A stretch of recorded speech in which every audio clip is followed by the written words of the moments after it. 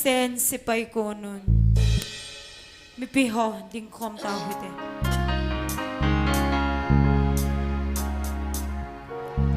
Kristen si pay ko Kalsat din Jevin, si Sulam sing Bevin, si Sulam sing Bevin, ilam kay Pauso, leng Krista akuntan, sa tan kalsat din, ama alam kay dan, kunlap si Bevin, Kristen si pay ko nun, sa tan kalsat din, si Sulam sing Bevin, ilam kay Pauso, lay sileng hogam le, alel na umangkin, Krista ho kung bangso, manti nay lodi, kim heso lungdon na,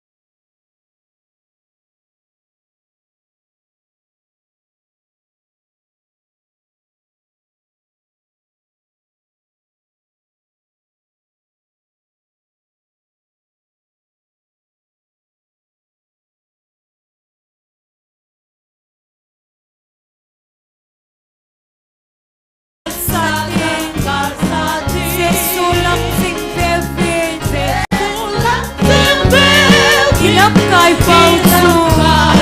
lấy xe lem ho gam le alel nau mang ti Krista ho kum vang chu ame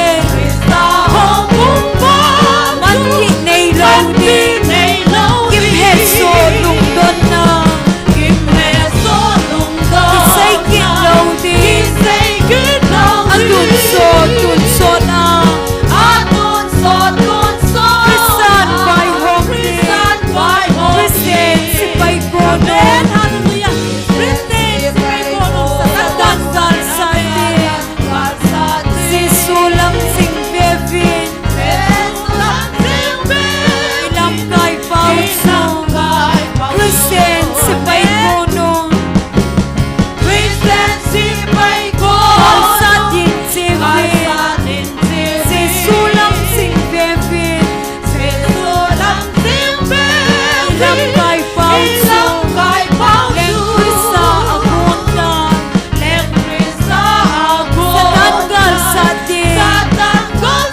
ama alam kai dan Punlap si bevin Christian si pai ko no amen Satan gal sa din si sulam sing bevin ilam kai pau so gal pi sa nil banga pathen mi te ko amen bithem ho china num suya hi achom chom i ipon sa pung kha ikinet nau zong kha ikai nau khat bo Christian si pai ko Satan gal sa din si sulam sing bevin ilam kai pau chu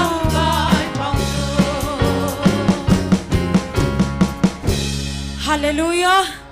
Pagaya pai Phat dâu sen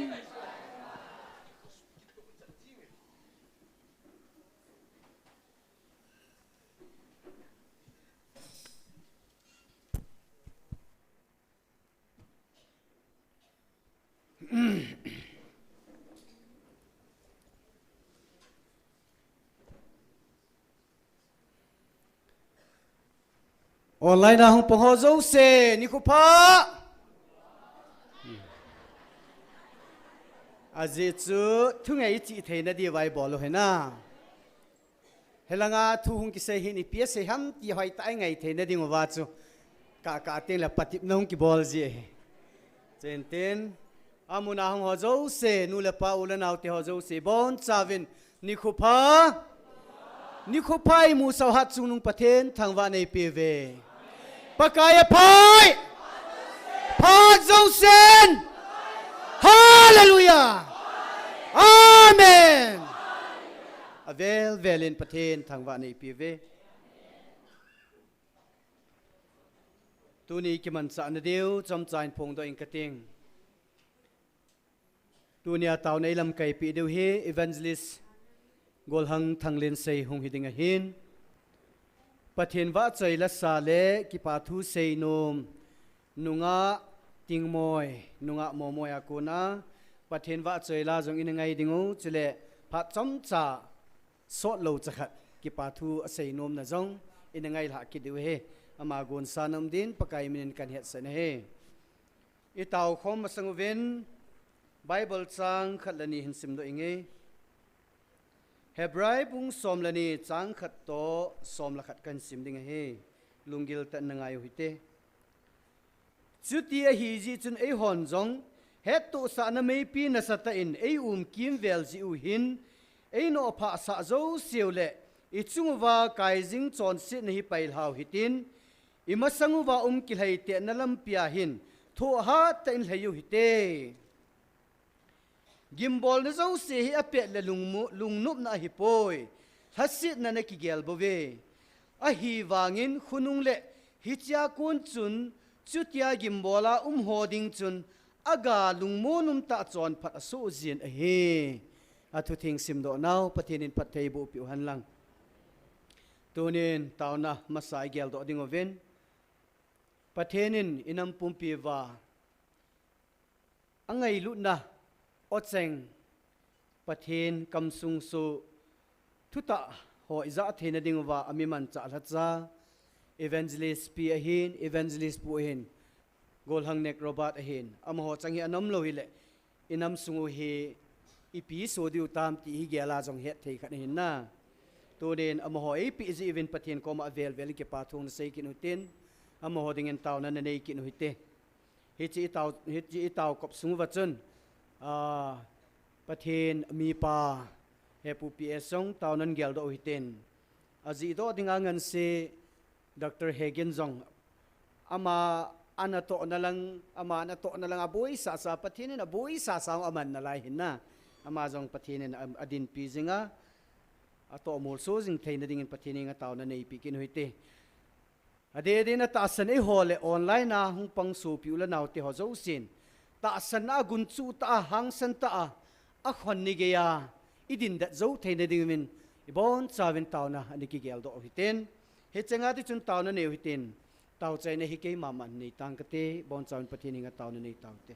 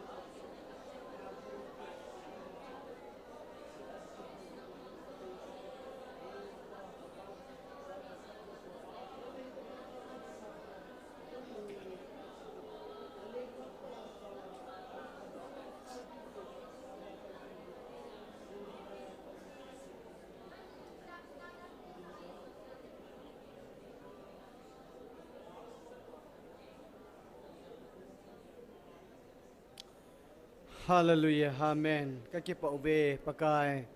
Tunia zong na chate kanampum piwadinga. Hagaw may tikong dinga ngan sinaw na tupi. Ni na hung kalsong chule online na hung pong kasupi ho zo si. Kabon chawin na ang katum na kataw na ho zo si. Adol si apathebu pidi win hat sunung pakai Jesu minin kong tao ve. Kipaumin tun patinwa chayla le kipathu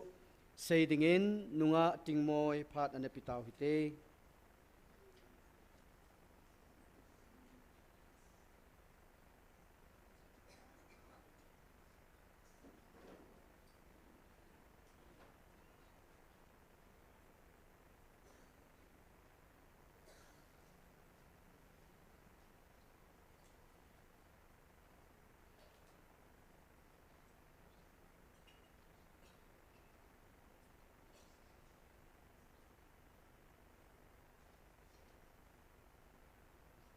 Praise the Lord. Amen. Hallelujah. Amen. Kakipak na sanga tu ni hunahin zitak mun ko ngay na hi kumtum atingta. Naho lagi khop na kumtum tingta. Kay ka ngay na kumtum atingta. Kahong tuhin kahong lalago kahong pantay zikin papatin low pinatang la pagin umtahen. Zitang mo na kahong tehi patin lung sit na le na ho mit titui puma la pau chap naw sun le zana kum nisang walte ho tan lo la pau chap na je ko hiti hi ka he ka kipak ma jengin lalpan tam tegin naw le humal somin tin bangkim hi patin lem god sa hi tu til tu pon gol khan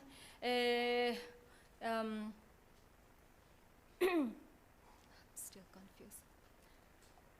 Legi CMT la patienin tu ni hunding te ho he elagot pe ke hiti hi hefe ko imhem hi naw hin bang machai bol thei po wa bang hem igin de ding pen chu bang hem pig ding pen chu iti le Hebrews 11 again golin faith is the substance of things hoped for and the evidence of things not seen ati igin now imutelo ikinep na mutelo ikinep na pau ho hi zuizela imteu ho hi alo pi mama zengin pathin hi choi hoi lo thei hi poti hi le ka honggen noma chule tuni huna tuni chantenge pathin na ma chak zo sete ho hi evangelist te hi hen la pastor te hi hen la lam kai te ho zo se hi hen la azole even a kho amin bangkim zo sete ho hi le pathinin leiki sim til pat sa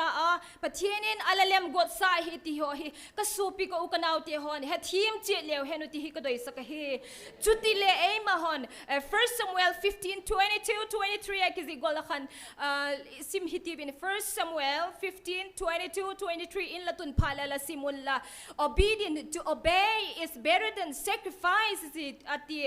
azole rebellion is as the sin of witchcraft ati azokhan stubbornness is as iniquity and idolatry ati hi hunla nei pa le ba e pawin Bible ala simzengulla I'm sorry about the language barrier that we have these days, but I hope in future Gen Z generation is generation te ho hin pau khat le ham khat hung thoi in tinu pathin hung choi hoi ngai ding a hiuti hile ka gen no me hi. It will be even better to be to speak in English. English ay hung pau te so ke patule. I know most of you know English. Khovel kumpin le yung heading hi. Tile ka genom kita. Azole kay kapien ako es KHOMUNNOM he. Kumtum tupo na kipat patilakan video ke ena amuna laki umlaw hizik in Europe ka umnain kalenzela. The moment I saw es KHOMUNNOM, I think there something hit on my heart. Kalung sungahin behem khat akisun golen oma. At that point of time, I knew it. There is a divine connection with me and this place and all of you. Kana sep na hi anom ay po. to be honest in a simple definition atun it's Sodom and Gomorrah sumle pa yatama negle don anopa bangkim anopa John Sitley anopa kuman le ay mo po it's like a Sodom and Gomorrah ahin lalalpan zigula tieng toding amite ako na tiaw ho hi kayle kalunggil asun khamama zeng atun kanuneo kanu evangelist nu ho hile ko hile ke hepo robat hile ke hepo ahil es KHOMUNNOM izi amin kamu pa sa kan kalung tim hi asun na mama zenga zi phat ajun ka hung kholta kanaw ka hung dot le I kho ka hem ka ti le I ati zi es KHOMUNNOM hi zi tang lama 1996 a kizok dok pen kho ka hem zi kha kapu kapa house na kyo kho he kapien na kho he so pi ule naw ikilung sit law zi kun iki happy law zi kule ki ngai lut na ki respect na om law zikin future plan inay law zikun kuala ki sumang kha ahin le zi masang atun pathin zi es KHOMUNNOM kalapi na kho hin revival kho he pathin thagaw lim le ki pa tagam nu le pa te ho kapi kapute ho an ngola la pau cha mun he kum gup ka hi an ngol pau chap nan kapanga ka hezing na laya pau chap na hi ana sa thei mama zenga zi es KHOMUNNOM hi le pathin in lei ki siam ti la pa sa ala siam a hitai ti le ka gen no me hi sukmang ding ala go zeng ma lew le pathin in a phalpo ahin la lavak heading khadu chu pau chap na ho ki nei zel se ka khompi te hong pha le mi zo si khotang lampi kho hi wanga thingtang lampi hi wanga khun mi hong kal do son sul le alle lo ahila o kho cho nom ne ati se ko azo pha ki khopna hong pha le mi ali ma lama thagaw hi a hat di ka bange es KHOMUNNOM hi na ti se ko bang hi talele KHOMUNNOM hi chu amin hi chu mang tapo na ati se ko chu mi le het o mele es KHOMUNNOM ala cheng khazo se te kha ala dong lew chunu ami thiu pot ventiu anop dan thagaw ki polim na anop dan nek le chak hol na anop dan mi hem akitok dan ho zo se kha gen in tinu ami thiu pot de tu ni chan he ki gen manglo ale zi huna pathin ezi es KHOMUNNOM khel khel a hong tel hile o zi Lake siam ma pa sa man til alem got sa hi lo le bang zi ka tu chana es KHOMUNNOM min suk mang dinga agong kala ala suk mang go do ala suk mang da no tu ni a pathian in nampi ko na hung mat ki the hem ti hi ngai to lew hen pathian lem go da hi lo le zi gol til the lo dinga hi Ivang pau ki happy hitiu pathian in alem god khachu mi hemin isuk mang thei thil bang ma cham poi mi hemin kanuneu evangelist in kholam hile kanuneu ala hi kha kapathang soile kapaneu ala hi robat ji tak akhi pathian in ama cha pa hile kanaw nge nge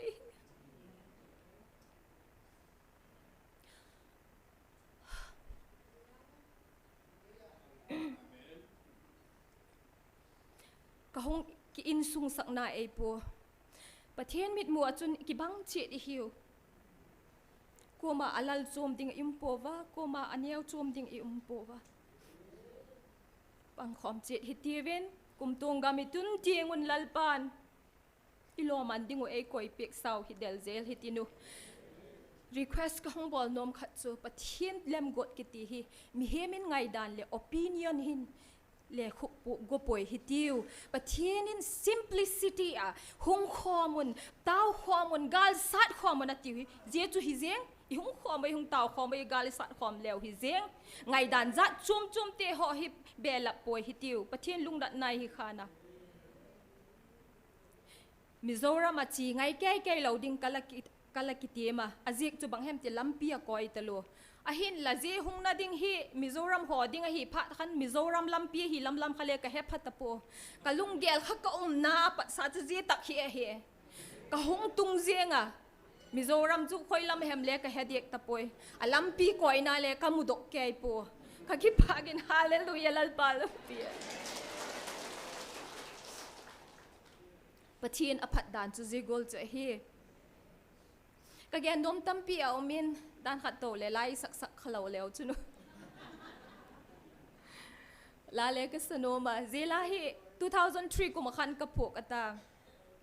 kanunga dew laya kan kanunga laya katile tu sununga na lay lo lahi mo 80 ko tu hi katek tay katiseka je kalapok khatu ihunwa ding hin mi ko na ding mo lalpa na sep ding atam sem tu ding mi atomi tila ka 2003 ko makan kasim he azole online a hilo le YouTube offline a ale ending zo site es KHOMUNNOM ala cheng te ho zo se kha pathinin I ho hi inampi wa e ko nawin amang hi hung khomun lang pathin pa khom hi tinu gal sating in chi khom hi tiu ti hi ka hung ti me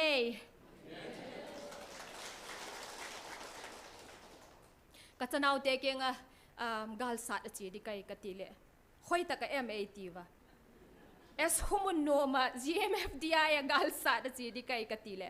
ahung he thi mo je pha chon he ki ho lo di ta chu e ho ta ke ti loi to message tam pi ung thotu lom main simle ka simman po kai chu kalunggel hi ta khi hong ya Wednesday di tarik gup ni khan ka hong tunga da nga vela khan ka hong tunga ani khuwa khale ki chol lovin ani khoma ma khan le ki khomin ka hong panga ka ki pa khi ahin la damlo na ni hong pa Saturday ni khan ka hong thei po nasatakin kapanew ke nga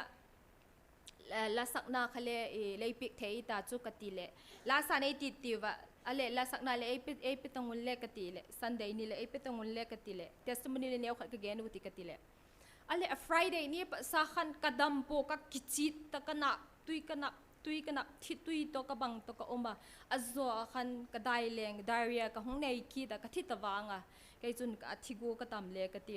Saturday ni khan ale Sunday ni khan ka hong ki khom thei ki da hallelujah praise the Lord God is good all the time thank you la chung samai mai tang ka ele tu gen le pa jong si ki chai di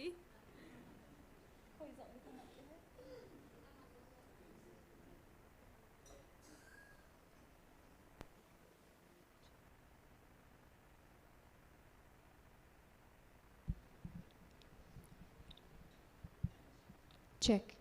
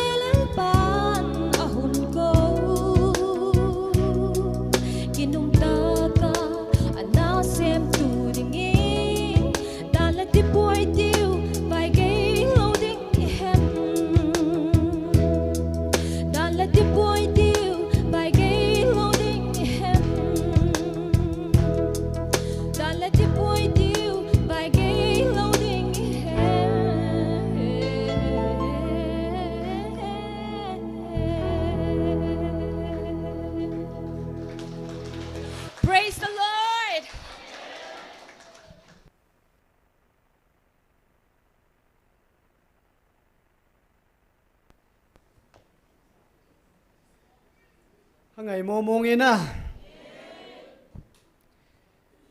Nunga tingmoy momoy. Ongai ta pathin na pin. Ana to nagam jong gam nom ta sumle pai nin nagam. Iza kainin nagamahin. Hitiwa kita ata hin khuhin mangal hagawa pathin to ki wi zama hin khuhin mangthei nunga mel hoi kiti hi. Amaya khat na hin mi mei thina hi nam sungwana. Iki thangat pi ma jing win ama jali pathin avel velin thangwa nei pi ve.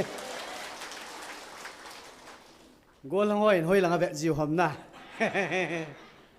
Chỉ hốt cha hay vẹt đi he, cái bảo men, dỗ tiếng lệ nung trồng neo hôm nay mồ nung trồng neo, ba cái mang chân ủ chu, hung lâu ham, và chơi là sao đi ngã cho mà chúng cần để sợ hin hi dòng lệ, nila hi Monday, nisi tàu na. Ahin hi cha hin lam kai langa ko na het lowa kho omzin chi information tabanga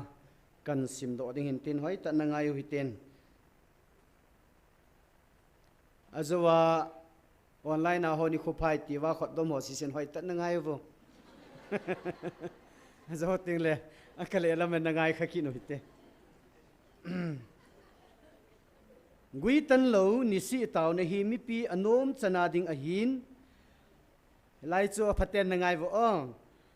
hapta si Monday ni ha wang hi mo pu na nei ho ding bo wa hung ki gong a hitai WhatsApp community group khat GMFDI nampi tao na makai ho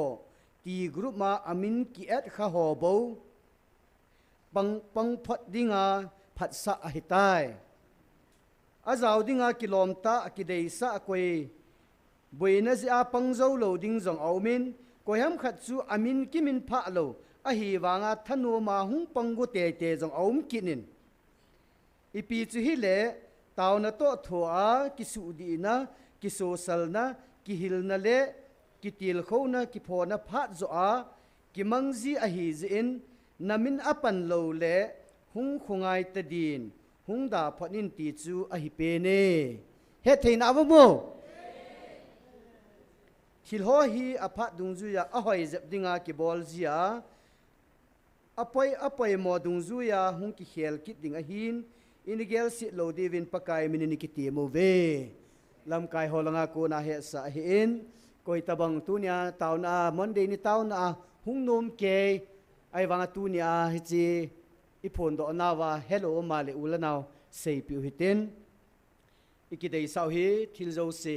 a hoina ding la phat na ding la kitu na di dei sa nai bolo hi zen an gel khil po hite ti chu pakai mina vel vela ikitim naw hinten a pet penin pathin wa choi la sading khat kan ko jeng ding a he en hung ham ama ham chong ne ham okay chong ne lo le a khel diam min ki paw me na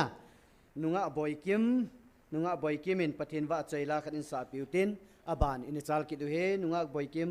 pathin wa chaila sading ni ko ta ve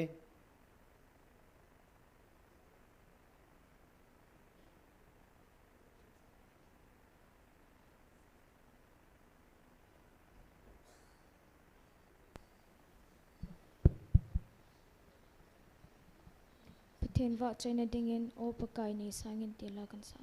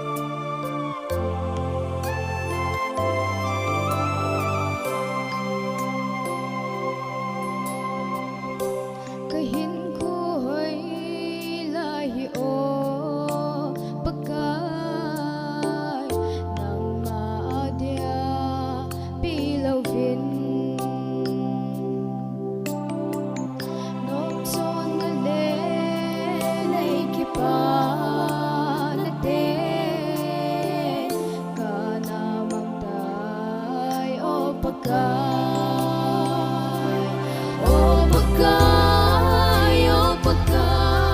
nei sangin hat lo ken nei heng gahin sone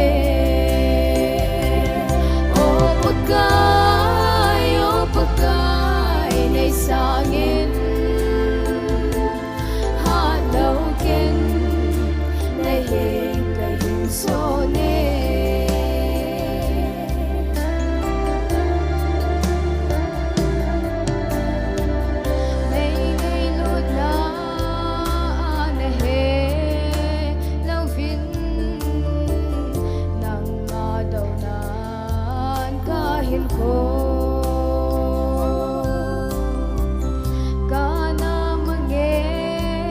sa kay main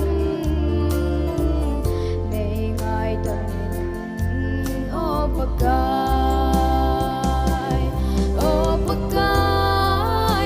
pagkay nay sangin hat lâu ken nay heng kahin sone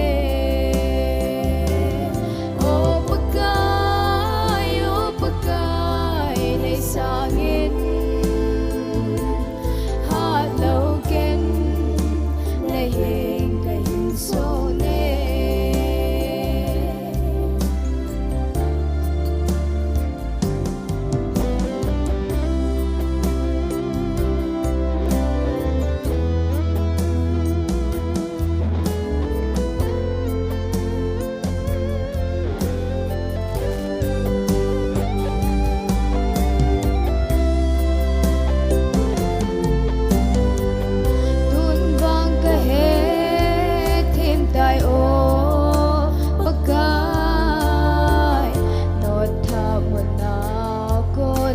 cài thâu chốn xít nâng sông khôn khê côn ngày tầm na ấy hiểu ba ô pakai này sangin hat lâu ken nay heng kahin sone ô pakai nay sangin hat lâu ken nay heng kahin sone ô pakai nay sangin hat lâu ken nay heng kahin sone ô pakai nay sangin hat lâu ken nay heng kahin sone hat lâu ken nay heng kahin sone thì nên phát thầy bố bị đau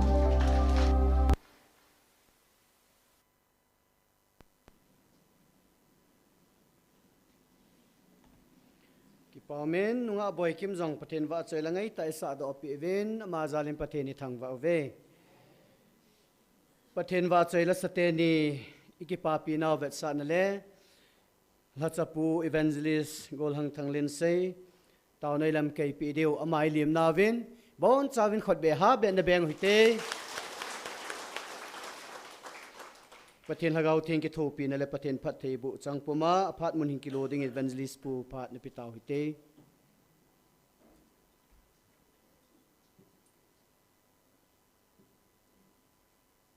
Hallelujah. Phat masapin penin hitabang damna mantam phat mantam ei pi wa pa pathin thangwa na sangpin kahin pin tunia hichlai mun le mun chom choma ko na panen la zo siang pakai Yesu Krista min kangai lu naw chibe kahin pi ve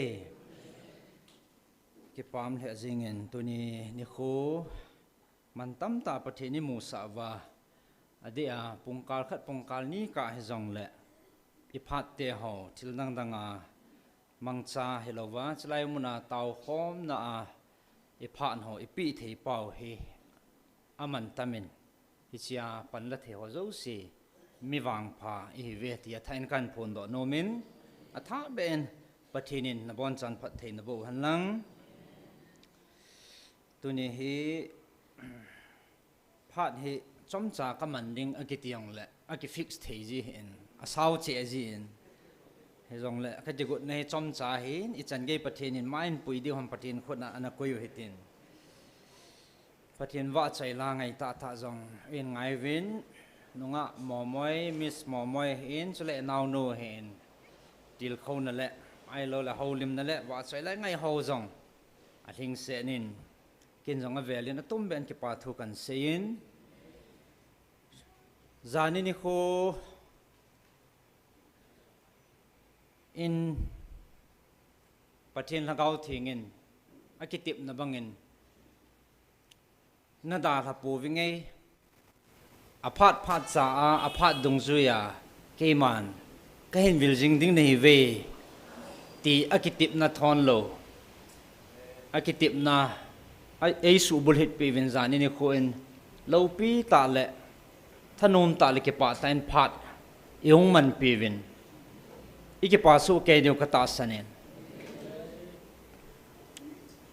alung dong jang yum dio ka ta sanen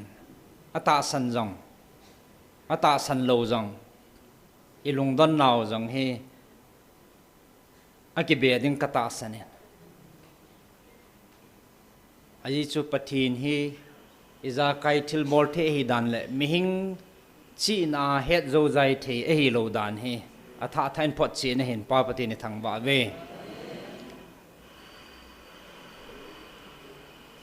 ke ho jong nom ka sama ma jing win zaniyang chu tu chung wang hi iti thau thau kin ve na ti lo ha ai ka te tu chung wang kitikit ne mun chum chuma kuna hong kal sung tampi aumin singa langa kun zong gari za nam phat ong ki tol vin hi ti chun ming ho ake pa dan ho le report he ingaya iza la ka te tu chung ka hong wang ka wang phamo mo nge ti hi ka ha za len ka ke pan pathin ka thang wa in ke kan cha phone he hong mat jan jing in atam zo ke la thei pun ke the mutin khat chu kala na he le lam kai ho khat na he in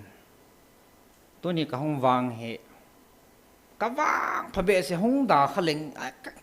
cho he ka mu lo ding ka chan lo ding he tan ka ki pa wa le tin ki pa thuan se a sei chim thei pho lo pi ka sabe se pathin thil bol thei na he tunin kamit ta thil tampi ka hong phachin be in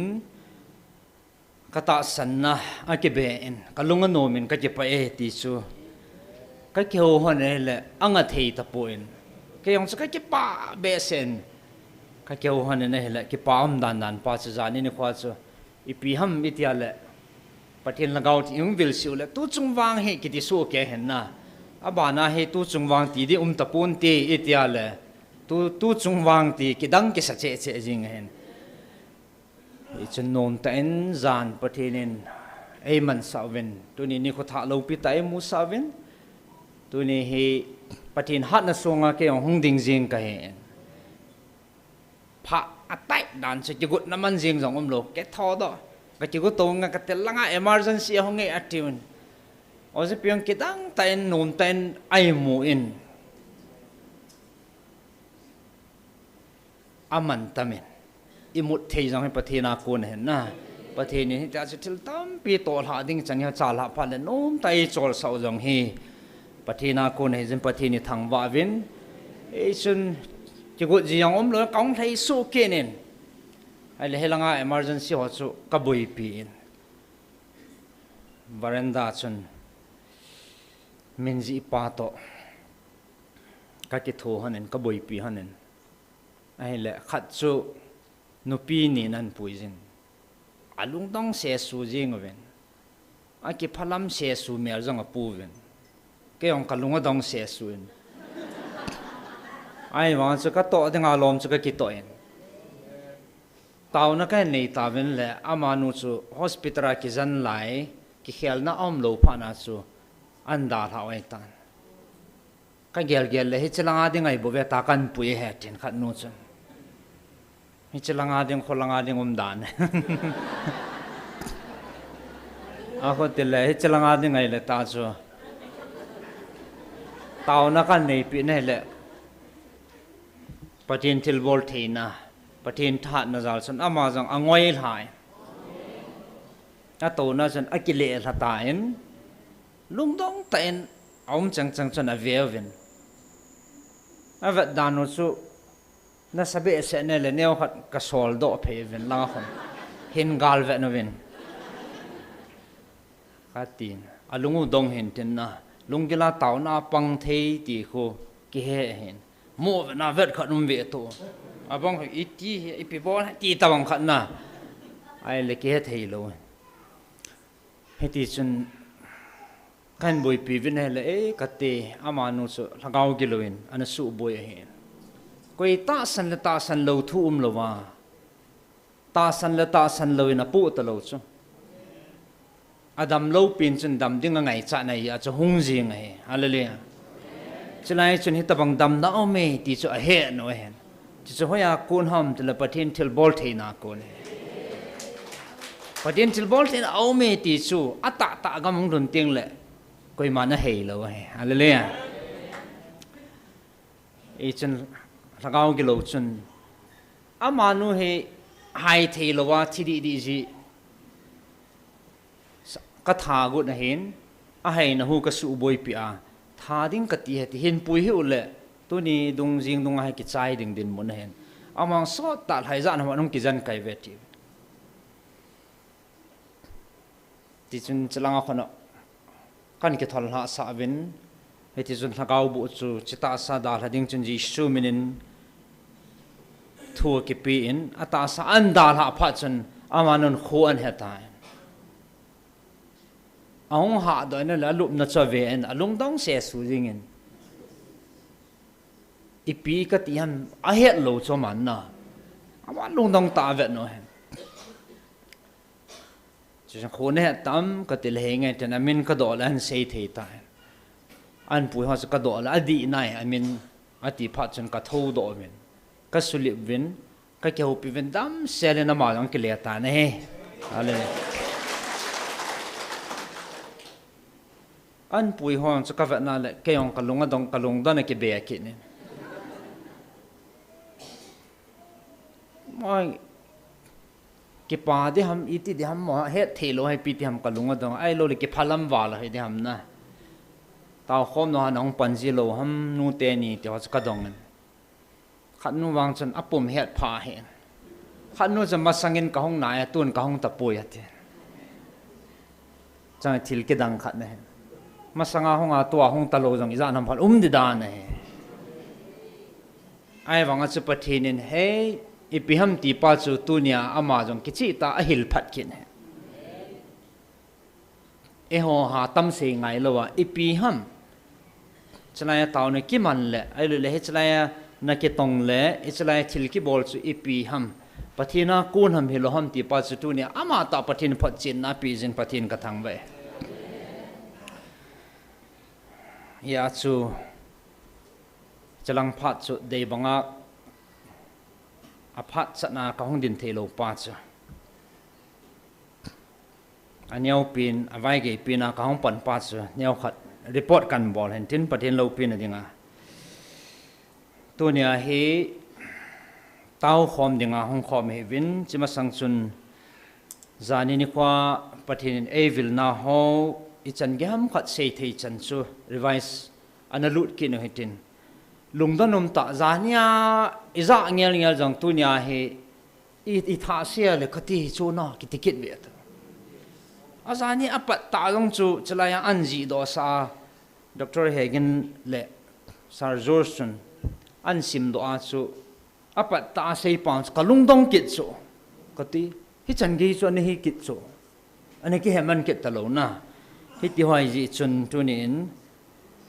athain kitil khona la ki holim khomna anani kinutin chiting le tawnei man de hintin chimasang chun pathin thu Bible chang mun khat muni kan sim do no men 1 John lekha thot masa bungli chang khana konin chang gup chan hi chi tu lai ta Bible chang la common ta eneu Bible chang mun che he ata san lo honong ha man cha loi ata san honong man cha kin he aban che sim bevin atia ta san hon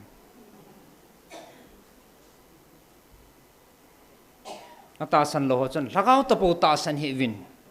tia ki ga na he ata san ho chun aban lang che sim bevin hi pinam muam ti he kin he selai chu ipiham dunia ei vilule ei ho piu ngai lut na kasumil thei pui tia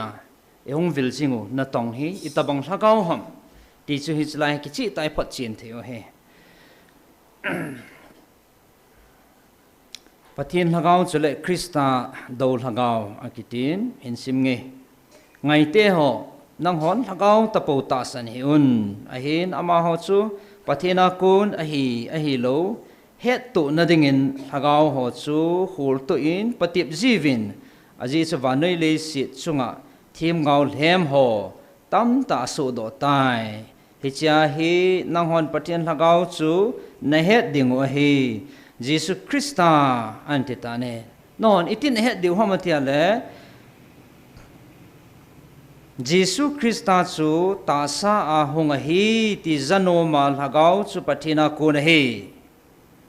chuchi Jesus zada chan chu pathina kun hilo hi ama ta chu Christa do hagau a hi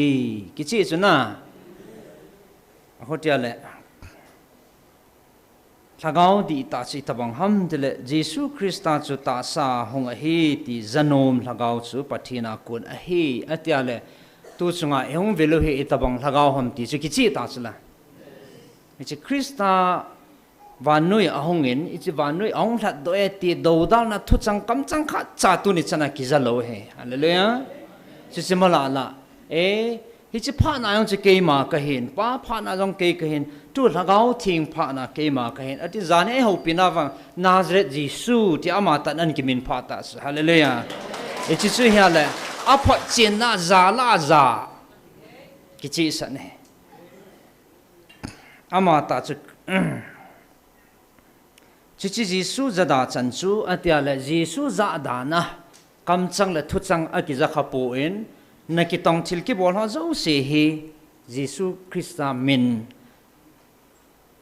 aza da na i ma cha pang khalo ti chun aphat chin na he ti chu tunya tha be phone do hin ten chuchi Jesu zada chan chu pathina kun hi lo he ama ta chu Christa do lagaw he athum chan na za sau chu a he ama chu hunga a he tai chule vanuya aum pat na he atisla kanau te ho nang ho pathina kun na hi win chule hi ti ho chu nani zo ta ve aji chu nang hwa umpa chu vanuya umpa sanga chung nung zo he ama ho chu vanuya ko na hi ve hiji achu vanuizin hiji achu vanui thu jengbo asiu a he chule vanuizin ama ho thu chu angayo a he e ho pathina kun hi ve pathin hi achun e ho thu angai a hi pathina kun hi lo chun e ho thu angai lo a hi hi cha hi e hon lagau di lo e het khan theu a hi atis pa pathin thangwan hamalang athu pathinin phat thei bu han hi cha ku na chi hon lagau di le adi lo hi cha ku na chi het khan deu a hi atiale ki chi tan chlai chun e he khan thei ve mon khanin simbeng kate James Jacob le khathot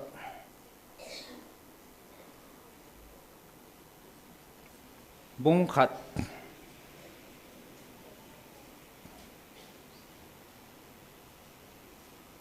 chang nia konin sim nge ka su pi ho nang ho patip na tin tanga na chu tingol le hi chu ki panan ge lun na ta sanu ki patip chun thu hat asu sa chu heaven lang chule nang ho tha samna be hila na chamkima na pum hlin theina dingun thu hat na chun anato tong chamkim mul so han pathina thu phat thei bu han lang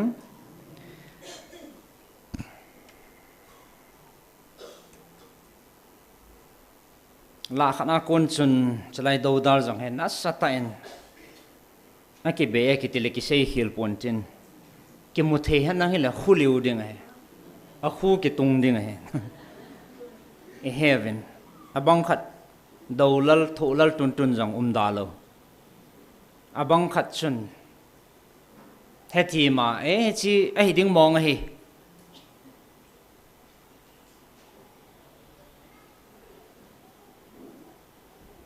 pathin pha sa le chalai atum be a khat ve hi ki holim deu ka dei itabang chu ata ham ti pa ninu nung ting le thu hil hem thagau hem hong po ding ti jong bible la emoven pathina ko na thagau thing ka hin bu la ding he ti jong aum ki nen ahotia le cha chu ata la hem ding he ti na he itabang ho chu ata he tabang ho cha hem ham ti he kichi ta pathinin phat phai piu le chang he ka ti gut na khan he in a hen la tunia ka sei do nom chu tunia iziu hi ata pa chu hi ti pa kai mena ka hen phun do hen tin ya chi bang sia so lai chu na ki lung dong le na he le pathinin iza kai ta sa le lagawa buinai tu tingo jong le iki hui do na diu isu chat na diu lampi in gun pi jivin thu hil ding thu sei pi ding jong lagaw thing til bol thina pathinin in sol pi jivin he cha chen hung sei pi chi pi ham tile pathinin na patip na hlun sa lai ta ha te cha chia than ne gel do hetin is it not san na chu ichan ge yam ti chu pathinin ka hi childing ka han childing nei ve ti sula ya chu na ta san naw he pathin avet la ha ti chu izan ham ka na pul ha yang ame ti chu hi chi thep na le dem no thu lal ji a hung na sa che che ding he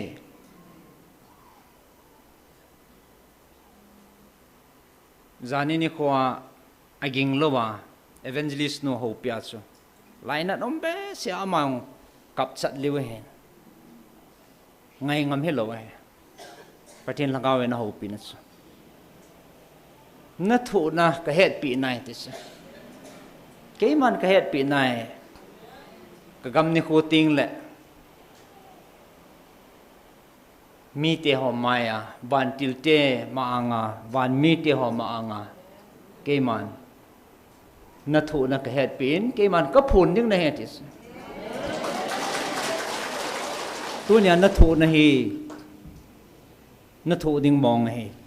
sei ji ma so gel do in atis hallelujah a hin khu chan ge ya a hin khu tu do chan ge ya ana thu wa hi chi chu gel do in a hotia le pathin nung zui sei zui di ta e hia le tu nya lep na le dem na sei sit no i tu ding mong hi chi patip na chu igal kayo ngai ti pa he tunin athain ane gel do hitin zane thilki dang tampi non ipiti namu deu ham thilki dang tampi pathenin ei mu sa vene he aung ki pat na ki pan le jingai adang at ki ba lo jam na hong ki pan le yin abul hi ipiham e ho pi naw hi thagawa o a ngai lut zia kavil naw ta sana anti ta chu ata san ho ti hi ama sai na za zingo hin hichia khat atha iza be hui piam tele e ngai lu ho ti hong zau ta na hi hallelujah ngai lut na ki ti hi pathin a kho sa chung nung pe na he ngai lut ti pa he hong zau thai hi chi ngai lut na pang lowa ati sla ngai lut na pang lowa he ke man jong cross a chu ngai lut na zala ka thu gal kai he ti so hi chi ngai lut na pang lowa he tu chunga ho la chaw a ko na nga sei cha abul ti la hi chi ngai lut na chu hung ki la win ka ti ai bo ve hi chi pang lowa chu na hon tagaw mang ding ho hi na ngai lut ta ta thei lo diu na hu do zo lo diu na mu chin thei lo di je wa chi ngai lut na hung ki la win tia ka ko ai bo ve ti chu ngai lut ke ma e ngai lu ho tu ne hi chi ngai lut na pang lowa chu e ho jong lam thung zo lo diu he chi ngai lut na di ta i nei lo wa le tu ni za sei jong la han i pan zo lo diu he ho jong asu ke ma e ngai lu ho atia le angai lua hung khom thei ho tu nya jong Giêsu e ngai lu jiwa e hung khom o he ngai lu na pan ja su ke ma e ngai lu ho ho pi dinga hung ka hi ati sa le ya a khotia la gam gi chu ama na koi ta chu ei ta sana e ngai lu ho ho pia hung ka he ti chu khotia la dang dang ho hi ipi ha angai lut thei lowa ta san thei lowa le chun ke ha sa boi da piu dong la kho lo ti nei so na a thilum dan hi vet na le ai chu ka ngai lu no ei ta san ho pia hung kai bo ve ti chu i ho te ke ho ding a hung hi chu ai ja ta san thei lo angai lu thei lo ho ding a chu ngol hoi ta he chu angol lu ve e tiu ta chu mi ngol jong ki be deu deu vin hi ta bang ngol jong khai khai e ita mi hi zat mi ngol ham te zan yang che pas a ki dan chu hi bang sia su mit ding su ru ding dem ru ding dem mit ding e ji gut lai wa mi heng chu tam che che jing hi so ya je tim lo ho ding a chi ti da na mi ngol hi zat ki be ham tiu ta so angol ki be deu deu da no hen tin ingol naw hi krista za le hi jin pathin ka thang ba e ai ja chu ipi ham abana chu tu ni hi ni lo pi ta tu ni ni lo pi ta hi ding thil lo pi ta na mu deu hi in di pi ke tu ta so au tia le i va na le a lo thei lo he na aya chu i ho jong he gim ki sa ta chol ki sa ta hai langa ilam kai ho jong hi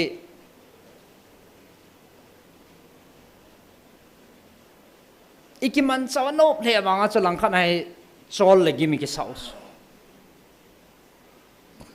nang chi chi na loi na a hin dem le hin do ho ding ang chi vet na le hung so ne ta so ni khol phan ho he mi akuma sim chu tang lo hela ni kho hi za ni hung ke taw hi tan tin thil ke dang he ta chang he koi ham he chan ge bol do thei ding Krista pang lowa ama chi na ama hat na ni khoi za taw do ding meng hi za ni sia tang lowa taw do na bol do thei ding koi ham ka ti so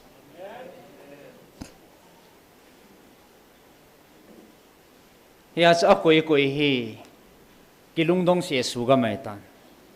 ya chu za ni khwa he ni khulo pi hi ding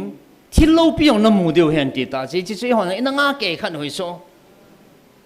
tu chunga mang piam khat a bol lo lawang chu ilung thim wai sei lo wang ma chu i yong ki ti de ham e ho dei dan ta la hoi lam khat na chen het thei chang in bom ki khi bang khun chim jei zu hin la le tiu hin lai so this is a pathin program lo chu pathin in e het khan the na tho e kum pi so keu so mi hing he na isi pi ngai pi hom ti le i man cha deu it's just a free will free choice i hon i dei pin chu i ken han theina diwa pha ni pi o bo chu a zania sei chu la sein chi in na nop sei ne na pha nei na lai ati sa ai pha ni pi o chu pathin ni sei theina na te el theina na te na nop no min elvin na nop no sein ai mà nó phát vang này tai chứ ni khu tiếng là vang chu ati chu ông thuần đi tiếng là vang chu cái gì nó phát bay đi ta sao among bay có tông thì sao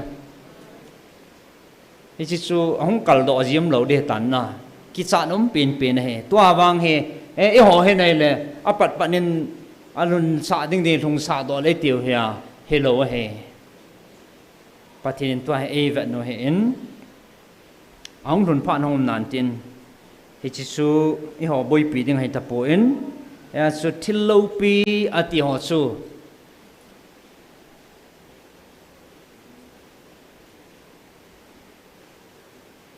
kidang ka sa ta khat zania patinin sagawa athu ansu sa ta su athu sunding jong zaniang su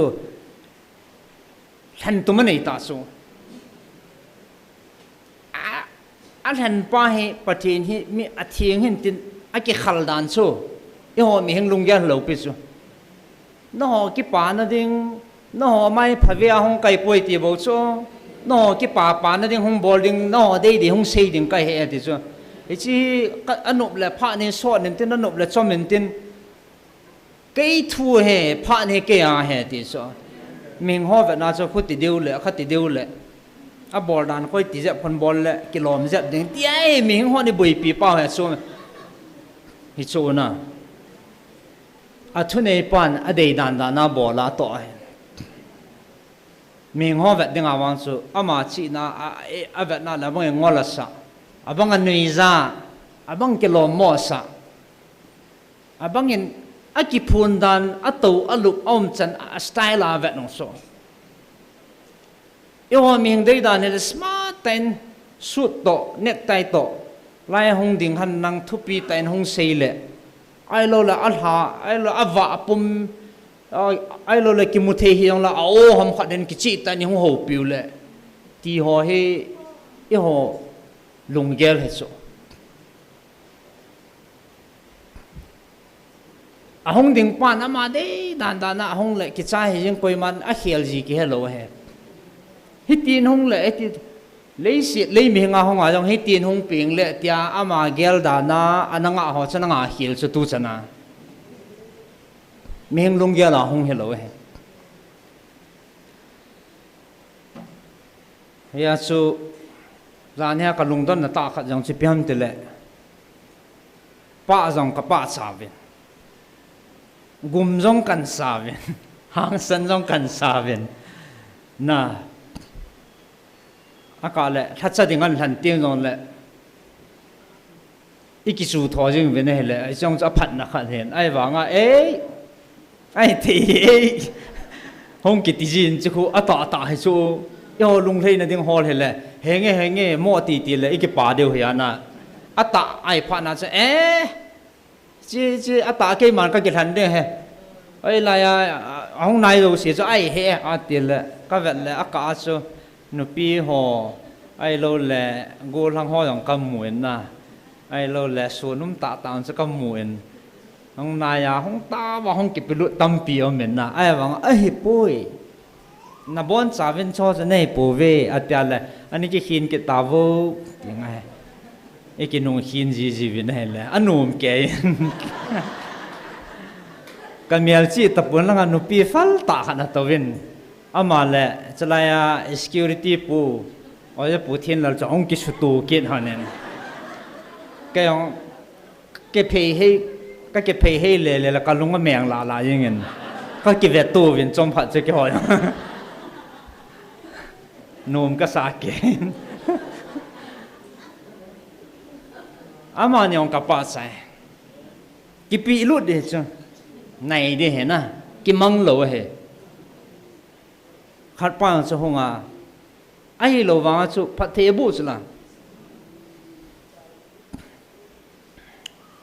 hết đi chân thu chu anh sụt sa ta là đấy khal hệ riêng xuân đinh pa giống su thiên na phát thể bội ấy giờ thằng áo mà cái xuân đinh thì lấy gì nang mà hin na neo khát áo mang lệ đây lâu ta sao thằng áo thu pa sao thu hình pa sao cái thu ta pa sao nó xuân đinh hay thằng áo mà nó kinh ngập đinh hay tia su chel chama su thiên gì sao cái đằng gì nè gì nằm muốn lại gì họ chơi lại cho đi hay anh đi pi gì cho hallelujah thiên vẫn ham ta cắt chán kề là vẻ mong luôn à cái ông mi cái khal cái số ta họ sĩ vẫn na ít điểm họ mù thấy điểm tiêu số lì thấy sao nó cái lì hiện cái ông chân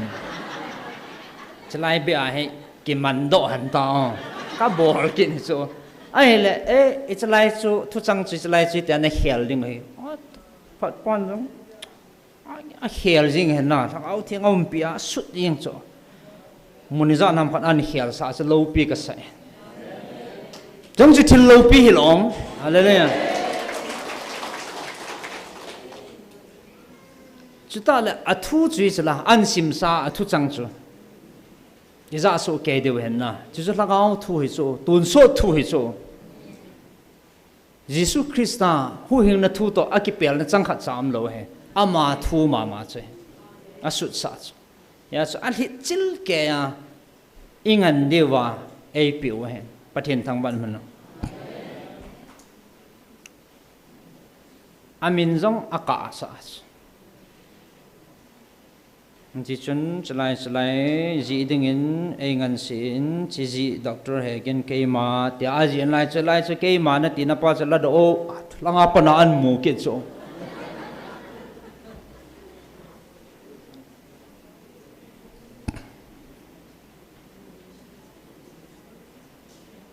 nang man na ji hoi ting le ke ma doctor he gen tin ane ki ji nang tu nhà he lagau thingin na sut sai chun ke ma ti chu the lo ding he tia mihing idea mihinga kun e ma pang lo wa he thu chu ki sun he alo pi aban kina ansim satan asim ni ang han chil ke cho hawla cham monom ta hong ki tolen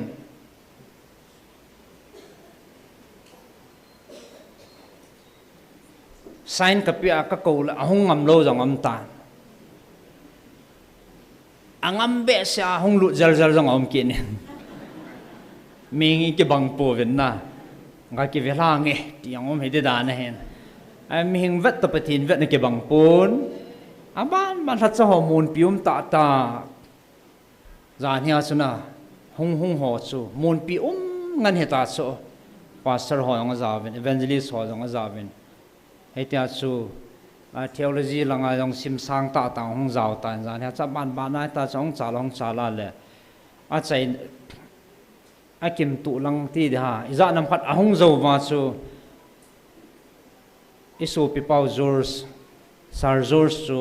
ma yong ma phalasi le yong a tia ma hong che go do en ahong ke pat do le ipu pa ve na na pho ama ni cái thăm gì hả này ama anh nộp ma hậu gì cắt nó anh nộp nó hậu gì cái trâu thêm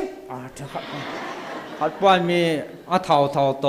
to lo trâu na không kịp bắt đó sao cái trâu nó ama cái là chỉ mi khu bằng thật sao rồi munum ta tăng cái chia min anh hẹn là năng ipisa nó khám mà thì là cái trái sao mà nó sen ấy bảo anh Bible ta ban sim thế rồi,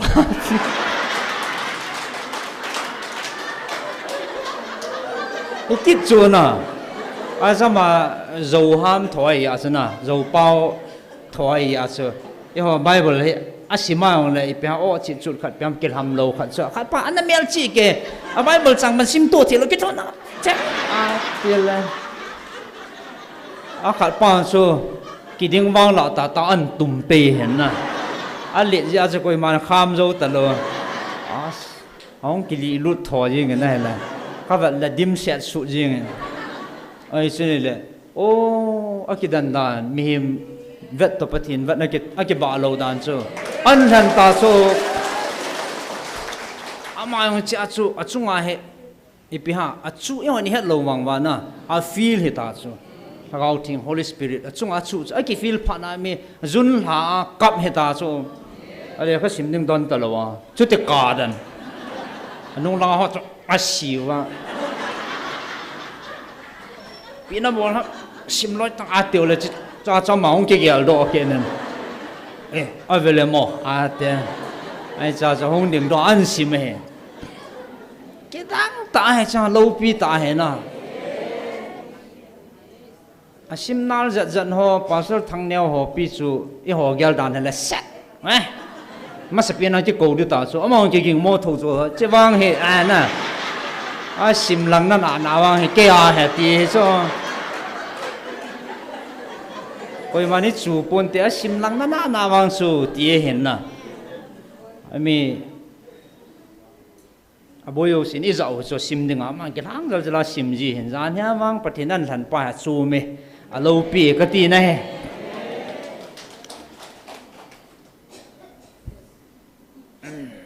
Cái đắng mong ai lẽ hết cha cho cái đắng cái sản na lâu pi cái sản na chế chỉ biham thì là thu gụ khăn ông kiện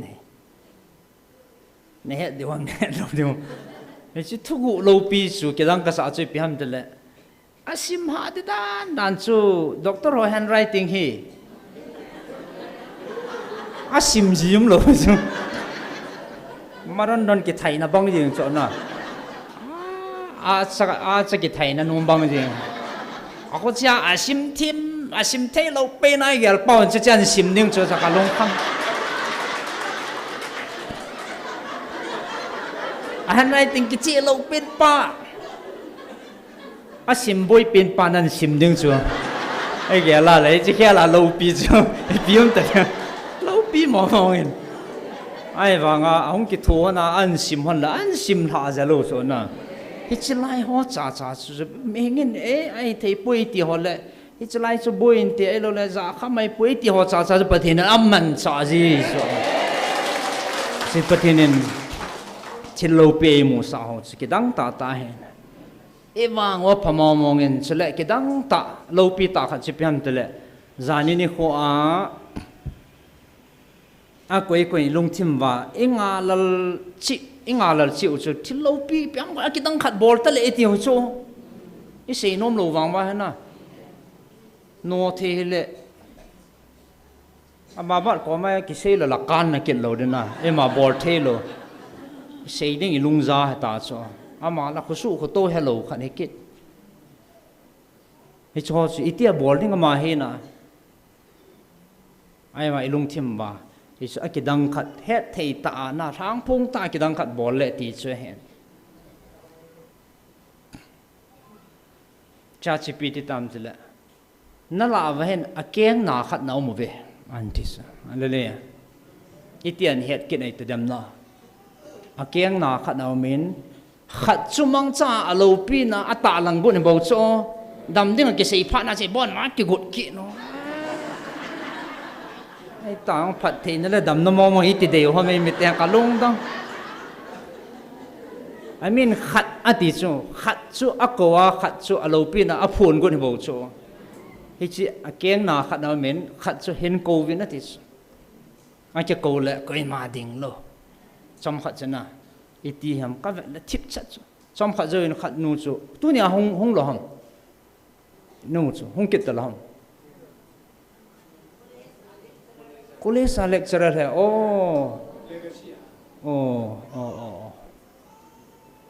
ama zalen pati ni thang ba về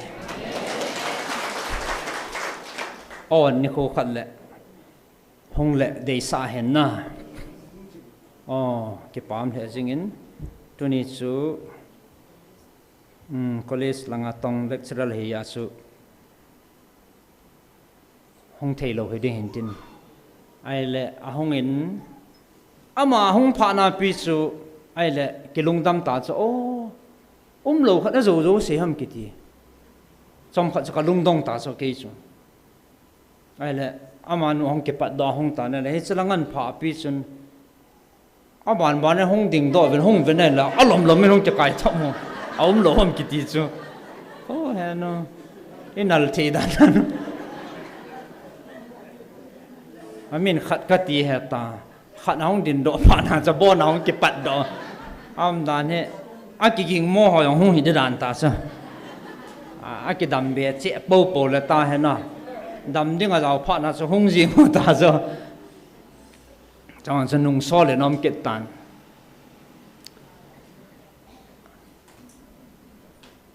alo pi dan so a hong ina hele oi a keng na lam ke a ki che dan sa keng na mo mong hi ti phot che na ama nu so a keng su i pi hong ki ve so men de sa hong ki tu ma hen na ana hai so ki tu ma a hong in a tong khai na dam tai na ta san na su dam he tin dam na chang tan ong ki le tan apat ta keng na ki tum no chu ei apat ta dam ta chu la phat lu lo pia a to kha la ata san la dam jing chi to na dam te na ta san na su dam he ati le ki chai la hong le alung dong a he chala ya peng dan ta chu ka te anata he e ti su la na adam ta e ti ai cha pa na kyong ka tha nom be sa hey ta dong na testimony ming pa lung ya hong por ke ta so ichan ke na ham ha na nam hoi lai na ki su kha ham ti pa su ming pa chan ki chi ta boarding ti kai so ke san ai la ei adam le a phai tai ta in pho cha ka ya cha dan cha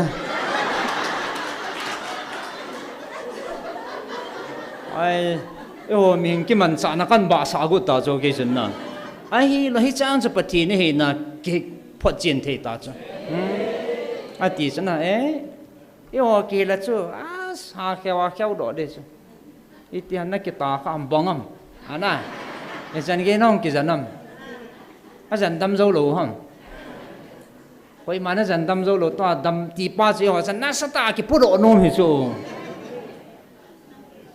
ngai lo be mi na dam la ki chai tai tis hallelujah ipatin itabanga lo pi a itabanga pha he tam ti chu isei chim zo pu vin he hita chi thil lo pi na mu deu tu ne he thil lo pi na mu deu ni ko lo pi ki ti ding he ti che ki chi ta nei mu sa vin pa pa te ni thang ba vin as van gam ama he ipisi ham ahong lo na pi pin sa van gam mi lu the na deu ai bo ve so pete ho adang ji e pon iman thai lo na deu van go e koi pi ho ilu the na deu pa he atup thu pi pe ne tu chunga pathine e will now he abula ko ne na tha vel lo han atup thu pi pen he ke ngai lu de chu khat hi de chu tunin ichia athu ihong pi ho hi nam mi ten he thimutin zui tama le han tu ne inamodam sel de anoma nom de he aki tu mom lo de cha thu ki pi he zui wa le abung in na chi khanta ve na chi ngai lu thei ta po ve ti se di sulana abung in na chi khanta levin na chi ka wa chi ngai lu na na sam tai ati pa he me na mu the he nam sung wa na ho pa pathin la ke khat ka hin na ho iti da na bunga chi khana chi ngai lu the lo nai bam te sa as na ho pa ke khat ka hin hongwin lung khat pu win ta e ko kho moi sa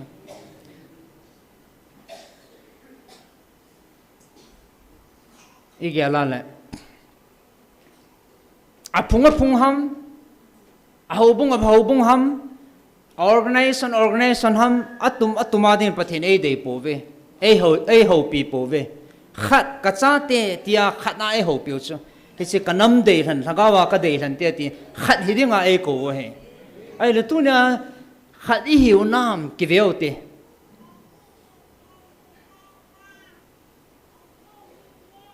organization izat momong hetam abung ai za nai ki khan talu hitam ai le lung khat be e putwam ai thei pon a hotel in namo dam lo di ti nei chu na chan na namo he adam poi ana e sudaminge katupi in din vin hongvin ki ngai lu vin lung khat pu vin ati chu tunin ki gyal pautin inam sungwa hisi lung khat iput the na deu hin pathin thu zo mo tin tunin ki paum ta chu hilaya hong khom ho wang lung khat iput the ve hallelujahichlai pathin ho pina ta san ho wang keng khat nen lung khat nen iding khom the ve pathin ka thang ba e ata san theilo ho dem ho hen mun chum chuma ko na abung a chum chuma ko na in siao chuta he asunga mi hi za ti khom ho wang a chum in itigel ta povin khanin I thu khom ve khanin keng isun khom ve ni tau khom thevin pathen lo pina chang han apa ma ko na hung ki se na abung a kun ngan chu hi tho chalai hung khom ho yong ho bu ngai se le kichikim KBC ho mama jong ka pangovin KCC ho yong ka pangovin EC ho yong ka pangovin UPC yong ka pangovin Catholic yong ka pangovin Presbyterian jong itia so ho bung zo si kinat su ke he sabat ge ge ya nang ke ti nam lo chalai muna pathin ko na oza a hung khom ho wang tunin nang ho bung ke ho bung ti nam pon khani ni tau khom the ta ve hallelujah hichi lungput pa he hichi khana thei pau he inam pumpi jong hi tin khanin thei le ti su pathin de he asa nang achum ke achum ti na lo chi pathin ei ko na thu pi pe na he bo ve Adam dinga inaki gut khaya chu a hello a chum chuma he imu wa he tai ain dem ho dinga yong he ka gyal to chala oi mo the hello cho ngol hoi ta so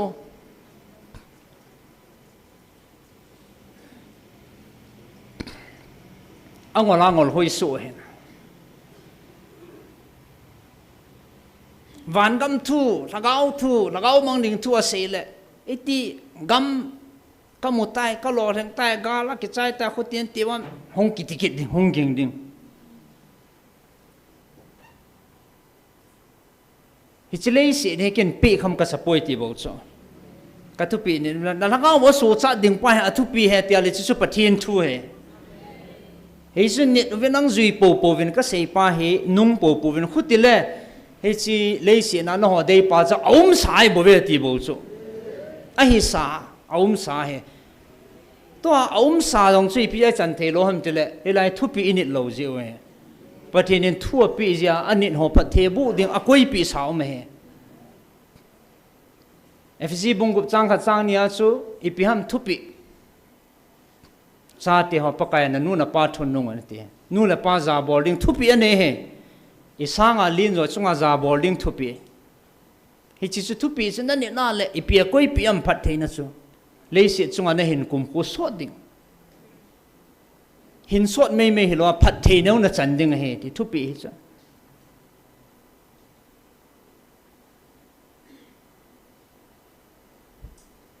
isu cha the na di wa cross ai that do taw su thu pi ane la ko hele he chi ta san chan chan ti chu ko hele ama ta san chan chu atia thu pi ane he iti ding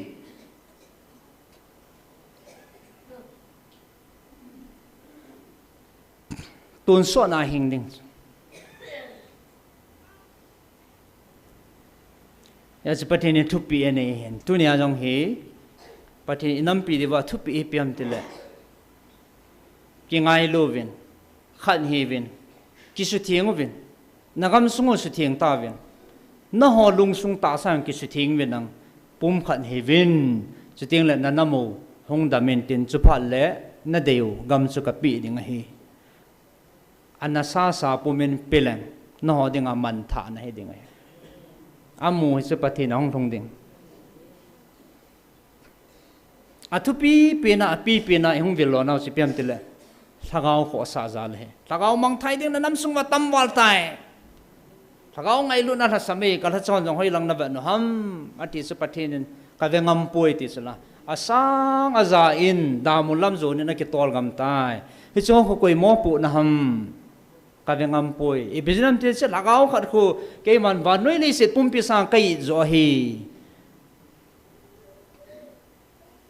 chỉ bắt hiện ai vil lo nào he ti hi tôi nia atha ekitil khâu nào hen tin he nge aban pai pathin phat pai pi wale thuki sun do hole adang dang dong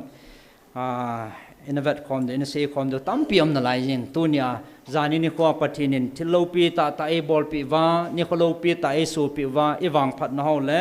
pathin phat na ho kitil khâu na denga he chan chu phat kan la hen tin mi na sekil se valam kha le pathine ngai dam ventin i sei do ho thu ta ki to ho e bon sawa ding le na modam na ding in pathin in pathe bo pi taw han tin la khat sa kho moi tin a chai na ding in i bon chan taw khom na nei hitin a khat na hin thep na dam na sei sit na a hat to hanin ta san cha te ho ta san da ta idin jing theina devin pathi heng a thain ki tha no hitin thagau thing tha na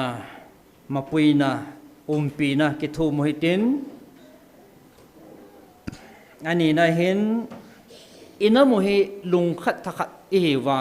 ichi ngai lut theina devin tunin a tha ben pathi heng a taw na le thum na na ne hitin adang jong he e mon igel do va ekop theisen anakop moi te ti pa he tauna kan dei sa hen tin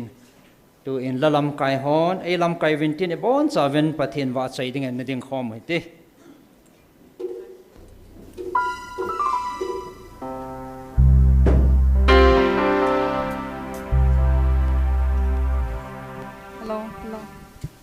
Hello all people hallelujah hello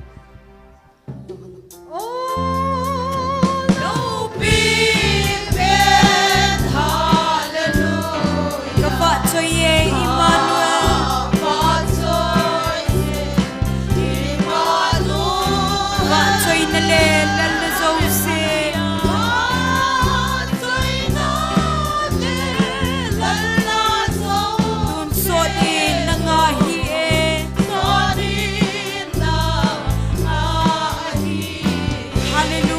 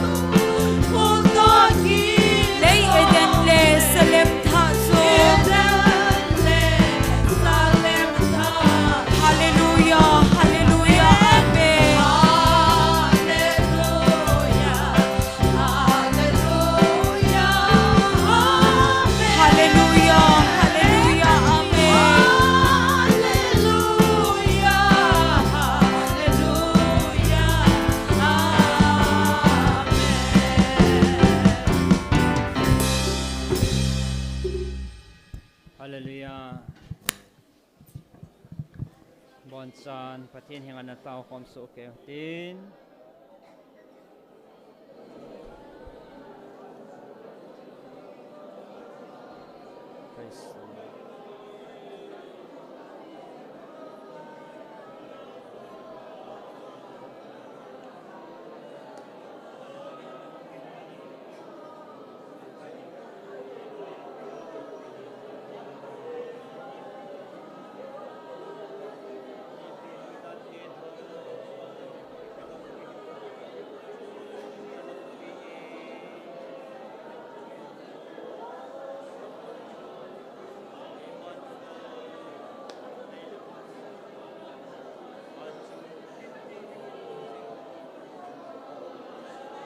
Praise the Lord.